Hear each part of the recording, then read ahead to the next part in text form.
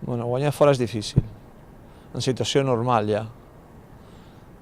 Després és cert que fora ja hem començat malament, és a dir, si fem una anàlisi dels 9 partits que hem jugat, per exemple, a Pollet en 4, en 3 no, ja n'hi s'ha vestit de jugador i en un d'ells l'altre dia estava però no hi era.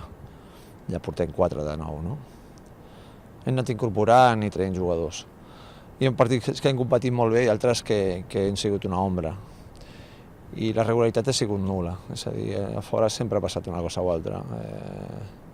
3 partits que hem estat a punt de guanyar no ho hem aconseguit, per diverses situacions. I això es fa que la situació real és que no hem tingut regularitat i no hem aprofitat les oportunitats per guanyar fora. Vull dir, som un equip amb falta de maduresa, ens falta experiència, maduresa física, maduresa mental i segurament alguna més de caràcter per ser molt competitius a fora. Perquè si no és així, per una situació o altra i més amb la necessitat que hi ha per part de tothom de sumar victòries, especialment a casa, com nosaltres es passa quan juguem aquí, fa que sigui molt difícil guanyar fora.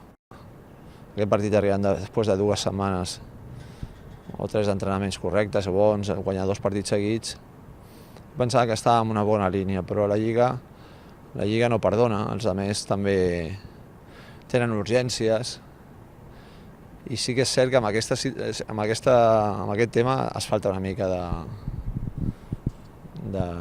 segurament de desig en algun cas, no?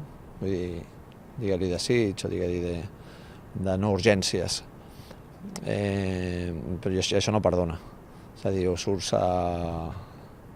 mentalment a tope a cada partit, no només a casa o fora, o les possibilitats de guanyar són mínimes.